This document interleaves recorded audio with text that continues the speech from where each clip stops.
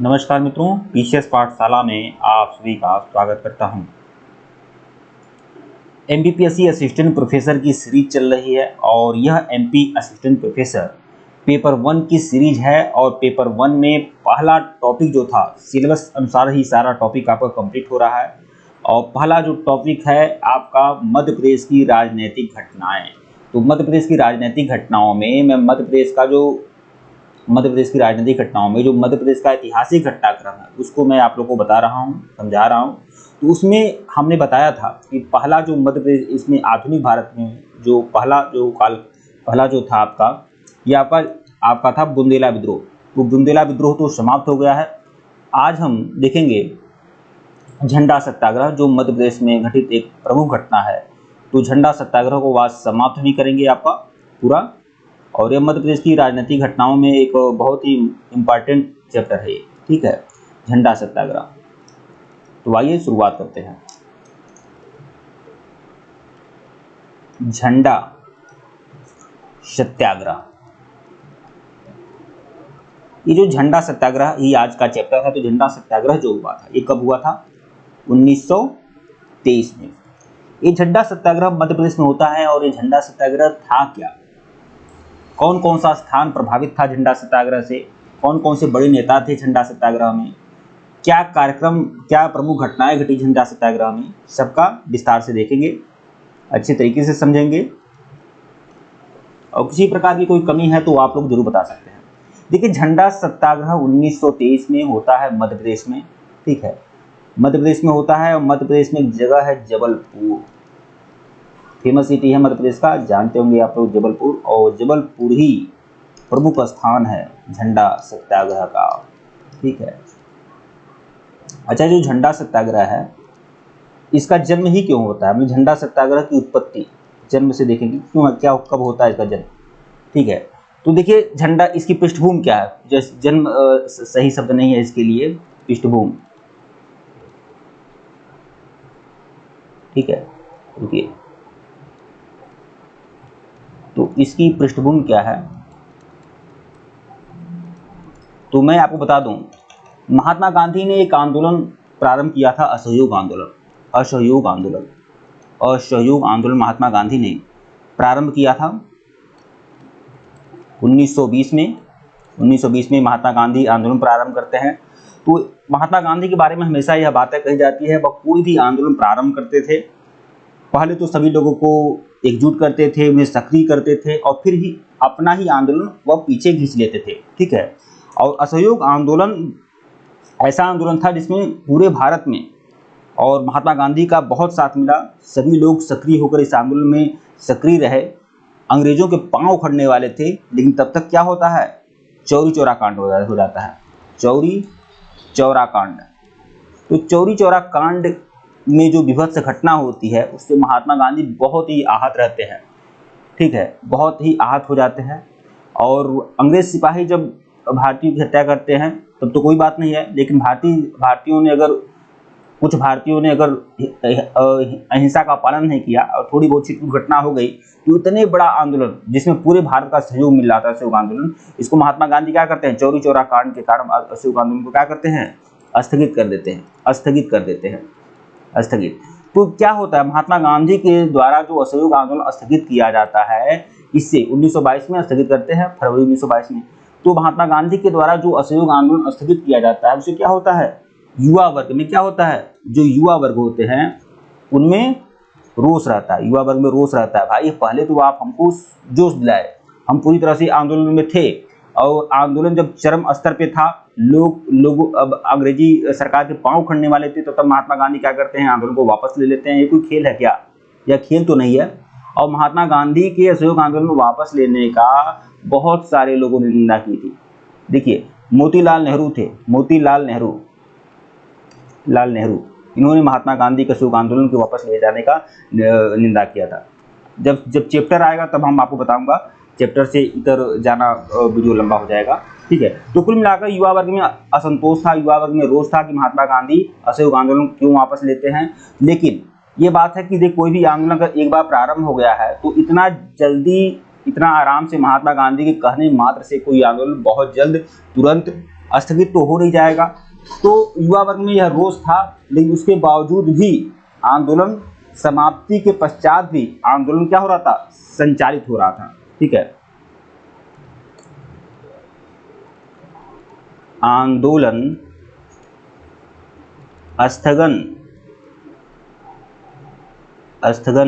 स्थगित आंदोलन स्थगन की घोषणा के बाद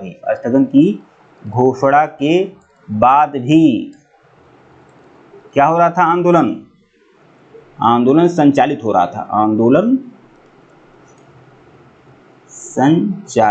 रहा था, तो हर जगह भारत में हर जगह यह आंदोलन संचालित हो रहा था, जबकि महात्मा गांधी ने असहयोग आंदोलन की घोषणा कर दी थी, स्थगित होने की घोषणा कर दी थी। अब कांग्रेस के पास, भारतीय राष्ट्रीय कांग्रेस के पास या महात्मा गांधी के पास एक बड़ी जिम्मेदारी थी।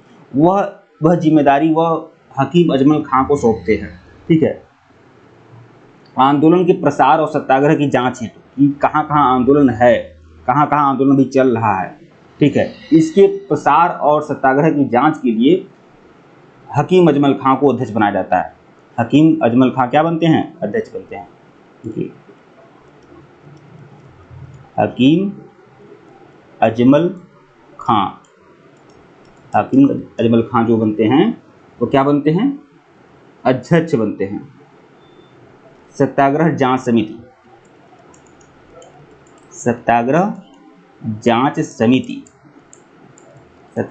समिति के अध्यक्ष कौन बनते हैं, हकीम अजमल खां। और इनका काम क्या था, इनका काम ये था कि आंदोलन की जो प्रसार हो रहे हैं, आंदोलन का जो प्रसार हो रहा है, सत्याग्रह हो रहा है, जो छिटपुट घटनाएं घटित हो रही हैं, जो आंदोलन हर जगह स्वतः संचालित हो रहा है, उसकी जांच किया जाए। तो हकीम अजमल खां क्या बनते हैं, सत्याग्रह जांच समिति के अध्यक्ष बनते हैं।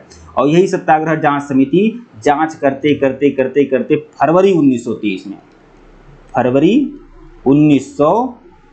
में कहाँ पहुँचती है, जबलपुर में सत्याग्रह जांच समिति पहुंचती है। मतलब हकीम अजमल खां के नेतृत्व में यह जांच समिति फरवरी 1923 में जबलपुर पहुंचती है। और यहीं जब पहुंचती है तो यहीं पर भीषण हंगामा हो जाता है। तो देखिए, जब एक बड़े नेता थे या कांग्रेस समिति में थे। ठीक है, तो एक बड़े नेता थे हकीम अजमल खां। तो जब कोई भी बड़ा नेता आएगा, आज भी अगर कोई भी पार्टी का बड़ा नेता आएगा तो स्थानीय जो नेता रहेंगे उसका स्वागत करेंगे ना, स्वागत बिल्कुल करेंगे। तो यही होता है कि यह समिति दौरा करते फरवरी 1923 में कहाँ पहुंची, जबलपुर में पहुंची। तो जबलपुर में जब पहुंची तो जबलपुर नगर पालिका के अध्यक्ष थे, जबलपुर नगर पालिका के अध्यक्ष कौन थे, छेदीलाल जो थे क्या थे, अध्यक्ष थे। तो छेदीलाल जब अध्यक्ष थे, जबलपुर नगर पालिका के अध्यक्ष थे छेदीलाल, तो इन्होंने यह सोचा था, इन्होंने कार्यक्रम बनाया था कि जब हकीम अजमल खां आएंगे तो उनके सम्मान में सभा का आयोजन होगा। इनके सम्मान में क्या होगा, सभा का आयोजन होगा। माला वाला पहनाया जाएगा, भाषणबाजी होगी, तो सभा का आयोजन होगा। और दूसरा क्या होगा, झंडारोहण होगा। ठीक है, तो जबलपुर नगर पालिका के अध्यक्ष थे छेदीलाल। इन्होंने यह योजना बनाया कि जब यह हकीम अजमल खां आएंगे तो इनके सम्मान में सभा का आयोजन होगा और झंडारोहण कार्यक्रम होगा। लेकिन उस समय जबलपुर के जो कमिश्नर थे, कमिश्नर ने क्या कहा, कमिश्नर ने झंडारोहण पर प्रतिबंध लगा दिया कि नहीं, हम झंडारोहण तो नहीं होने देंगे। क्योंकि झंडारोहण ये लोग कहाँ करते, टाउन हॉल पर ये झंडारोहण करते, नगर पालिका के टाउन हॉल पर। और नगर पालिका के अध्यक्ष थे भाई, इनका अधिकार बनता था। लेकिन उसके बावजूद कमिश्नर ने क्या किया, पुलिस कमिश्नर ने प्रतिबंध लगा दिया कि टाउन हॉल पर हम झंडारोहण नहीं करने देंगे। और झंडारोहण नहीं करने के फैसले के कारण युवाओं में क्या हो गया, फिर से रोष उत्पन्न हो गया। और युवा वर्ग यह चाहता था कि टाउन हॉल पर झंडा फहराया जाए। और इसके लिए युवा वर्ग क्या लिया, इसे चुनौती के रूप में स्वीकार किया। यह तो चुनौती दी जा रही है अंग्रेजी सरकार के द्वारा हमारे ही देश में, और हमें झंडा नहीं फहराने देने का अधिकार छीन लेना, यह कहीं ना कहीं गलत है। तो उसके बाद क्या हुआ, जबलपुर में एक जगह है तिलक मैदान। यहाँ पर बहुत सारी भीड़ इकट्ठी हुई, बहुत सारे आंदोलनकारी शामिल हुए। जो लोग इसका विरोध कर रहे थे, भीड़ क्या हुई, इकट्ठा हुई। कहाँ, तिलक मैदान पर इकट्ठा हुई। बहुत सारी भीड़ इकट्ठा हुई, हजारों की संख्या में भीड़ कहाँ पहुँची, तिलक मैदान में पहुँची। और उसमें बहुत बड़े छोटे बड़े बहुत बड़े लोग, नेता लोग थे, बहुत बड़ी संख्या थी, बच्चे थे, बुजुर्ग थे, जवान थे, वृद्ध थे, सब लोग थे उसमें। लेकिन कुछ बड़े नाम भी थे। जो हकीम अजमल खां आए थे भाई, अकेले नहीं आए थे, उनके साथ कुछ बड़े नेता भी थे, जिसमें डॉक्टर राजेंद्र प्रसाद थे। ठीक है। फिर आपका उसमें राजगोपालाचारी थे, ठीक है। तो डॉक्टर राजेंद्र प्रसाद थे और राजगोपालाचारी भी इसमें क्या करते हैं, भाग लेते हैं। मतलब तिलक मैदान में भीड़ इकट्ठा हुई और डॉक्टर राजेंद्र प्रसाद, राजगोपालाचारी इसमें क्या करते हैं, भाग लेते हैं। और इस सभा में, यह जो सभा होता है, इसी सभा में पंडित सुंदरलाल एक व्यक्ति थे। पंडित सुंदरलाल स्थानीय नेता थे। पंडित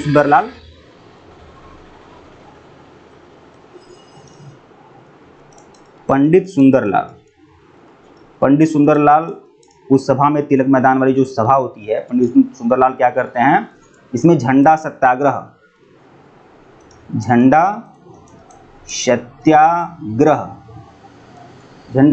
की क्या करते हैं, प्रारंभ करने की घोषणा कर देते हैं कि भाई बहुत हो चुका। अब जब हमको टाउन हॉल पर झंडा नहीं फहराने दे रहे हो, झंडारोहण नहीं करने दे रहे हो, हकीम अजमल खां आए हैं, बाकी बड़े बड़े नेता आए हैं और आप झंडा फहराने नहीं दे रहे हो, तो तिलक मैदान में लोग आ गए। तिलक मैदान में छेदीलाल के साथ या सुंदरलाल के साथ, राजगोपालाचारी और राजेंद्र प्रसाद के साथ बाकी भीड़ भी आई, बहुत सारी भीड़ आई। और उसी में राजेंद्र प्रसाद भी थे, राजगोपालाचारी भी थे। और उसी में पंडित सुंदरलाल जो स्थानीय नेता थे, वह कहते हैं बहुत हो चुका, अब झंडा सत्याग्रह प्रारंभ होगा। तो झंडा सत्याग्रह प्रारंभ करने की घोषणा करते हैं पंडित सुंदरलाल तो झंडा सत्याग्रह प्रारंभ करने की घोषणा कर देते हैं। ठीक है। लेकिन भाई यह तो घोषणा करते हैं, लेकिन एक और उसमें बहुत बड़े सम्मानित व्यक्ति थे, जिनका नाम है प्रेमचंद। नवयुवक प्रेमचंद। हम आपको बता रहे हैं कि उस समय बहुत सारे युवा वर्ग भी थे। ठीक है। तो नवयुवक प्रेमचंद क्या करते हैं, कहते हैं टाउन हॉल पर हम झंडा फहरा देंगे। टाउन हॉल पर क्या करते हैं, टाउन हॉल पर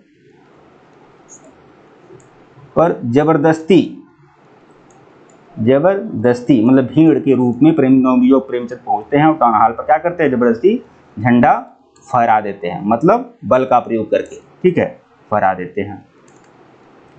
तो देखिए किसने घोषणा किया झंडा सत्याग्रह की, किसने यहाँ पर, ये इन सब लोगों का अपना योगदान है। तो नवयुवक प्रेमचंद टाउन हॉल पर जबरदस्ती झंडा फहरा देते हैं। अब झंडा फहरा देंगे तो भाई कमिश्नर ने क्या किया, कमिश्नर ने झंडा नीचे करने का आदेश दिया कि झंडा उतारो। झंडा उतारने का आदेश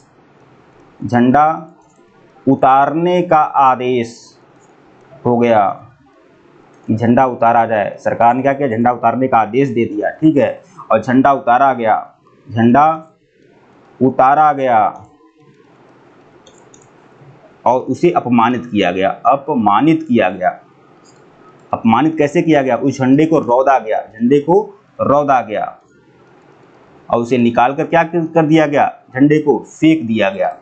अब बताइए कोई भी देश या कोई भी नागरिक यह कहाँ तक बर्दाश्त करेगा कि उनके ही देश में उनके ही झंडा को उतार दिया जा रहा है, न कि उतारा जा रहा है, उसे अपमानित किया जा रहा है, न कि अपमानित किया जा रहा है बल्कि उसे रौंदा जा रहा है। तो इतना बड़ा पैरों तले उसे रौंदा गया। ठीक है। और इस राष्ट्रीय झंडे का अपमान का बदला लेने के लिए ही झंडा सत्याग्रह करने का निर्णय लिया गया। और लेकिन सरकार भी पूरी तरह से जिद्दी थी। तो उसमें पंडित सुंदरलाल, 2 लोगों को सजा सुनाई गई थी। पंडित सुंदरलाल जिन्होंने क्या किया, झंडा सत्याग्रह की शुरुआत की थी, पंडित सुंदरलाल, और एक प्रेमचंद जिन्होंने टाउन हॉल पर झंडा फहराया था। तो नवयुवक प्रेमचंद और पंडित सुंदरलाल को गिरफ्तार किया गया। गिरफ्तार करके इन्हें क्या सजा मिली, 6 माह की क्या हुई, 6 माह का कारावास का दंड दिया गया इन लोगों को, सुंदरलाल और प्रेमचंद। ठीक है। इन्हें दंड दिया गया। लेकिन भैया एक बात जान लीजिए, एक जगह विद्रोह की चिंगारी अगर लग जाएगी तो बाकी जगह भी पहुंचेगी। अब यह घटना जबलपुर में थी। जबलपुर में एक घटना हुई थी कि यहाँ पर टाउन हॉल पर झंडा फहराया जा रहा है, तो इसके लिए लोगों को गिरफ्तार किया जा रहा है, झंडे को उतारा जा रहा है, रौदा जा रहा है। तो जबलपुर की देखी देखा ये घटना भारत के अन्य राज्यों पे भी पहुंची और एक राज्य था नागपुर। नागपुर में यह घटना पहुंची। अब नागपुर में भी जैसे जबलपुर में झंडा सत्याग्रह हुआ, वैसे ही नागपुर में भी क्या हुआ, झंडा सत्याग्रह नागपुर में भी हुआ। लो अंग्रेजों, अब देश के हर कोने कोने में ये झंडा सत्याग्रह हुआ। हालांकि नागपुर में जो झंडा सत्याग्रह हुआ था, ये नागपुर कहाँ है, महाराष्ट्र में है। महाराष्ट्र में है ना नागपुर। लेकिन ये किससे प्रभावित था, जबलपुर के ही झंडा सत्याग्रह से प्रभावित था। तो नागपुर का झंडा सत्याग्रह भी इंपॉर्टेंट है, इसे देख लेते हैं। ठीक है, अब नागपुर में जो झंडा सत्याग्रह हुआ, नागपुर में यहाँ पर भी क्या हुआ, सत्याग्रह में क्या हुआ, रैलियां हुई, सभाएं हुई, नारे लगे। किसके खिलाफ, ब्रिटिश सरकार के खिलाफ नारे लगे, सभाएं हुई, रैलियां हुई, यही तो सत्याग्रह में हुआ। और लेकिन इस सत्याग्रह में सबसे बड़ी चीज़ है कि इसमें पुरुषों के साथ साथ, पुरुषों ने भाग लिया था इस सत्याग्रह में, पुरुषों के साथ साथ महिलाओं ने भी भाग लिया। मतलब नागपुर के सत्याग्रह में पुरुषों के साथ महिलाओं ने भी क्या लिया, भाग लिया। ठीक है, और दो नाम इसमें बहुत महत्व रखता है। और नागपुर के सत्याग्रह में दो महिलाओं का नाम, एक थी सुभद्रा कुमारी चौहान, अमर कवित्री, आप जानते हैं, उन्होंने झांसी वाली रानी कविता लिखी थी। सुभद्रा कुमारी चौहान भी थी और एक थी कस्तूरबा गांधी जो महात्मा गांधी की पत्नी थी, कस्तूरबा गांधी। तो दो लोगों का अहम योगदान था नागपुर के झंडा सत्याग्रह में, दो महिलाओं का, सुभद्रा कुमारी चौहान और कस्तूरबा गांधी। एक बहुत बड़ी कवित्री थी सुभद्रा कुमारी चौहान, आप जानते हैं। और सुभद्रा कुमारी चौहान वह पहली महिला थी जो झंडा सत्याग्रह में बंदी बनाई गई थी। झंडा सत्याग्रह में बंदी बनाई जाने वाली, गिरफ्तार की जाने वाली पहली महिला कौन थी, सुभद्रा कुमारी चौहान थी। ठीक है, तो यह सब घटना जबलपुर में भी घटा और उसके बाद यह घटना नागपुर में भी घटा। तो भाई जब इतनी बड़ी बड़ी घटनाएं घटेंगी तो भाई सरकार कहीं ना कहीं झुकेगी। तो सरकार ने भी अंतिम में समझौता करना उचित समझा और 18 अगस्त 1923 को क्या किया सरकार ने कह दिया कि आपको जुलूस निकालने की अनुमति दे दी जाएगी। जुलूस निकालने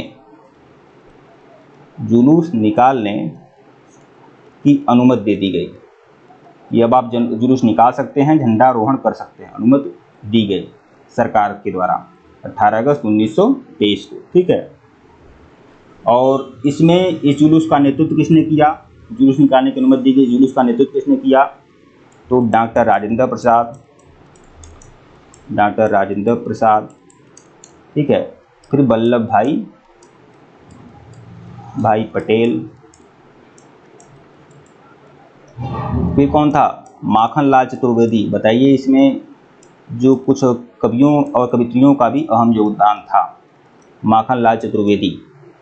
तो जुलूस निकालने की अनुमति दी गई सरकार के द्वारा और डॉक्टर राजेंद्र प्रसाद, वल्लभ भाई पटेल, माखनलाल चतुर्वेदी का इसमें अहम योगदान था। इन्हीं के साथ क्या हुआ, समझौता हुआ। ठीक है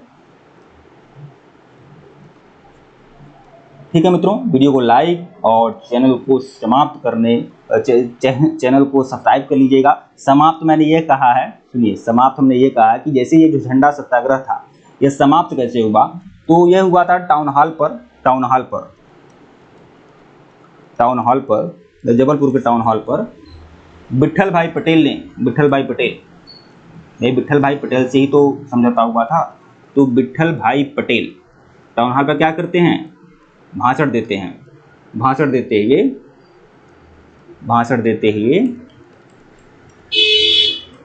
हुए झंडा सत्याग्रह समाप्त करने की घोषणा करते हैं।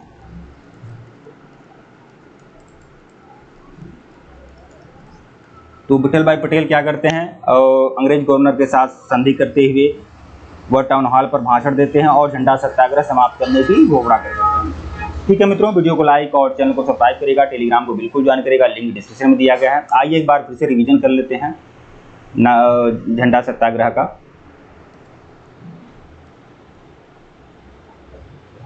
देखिए झंडा सत्याग्रह, देखिए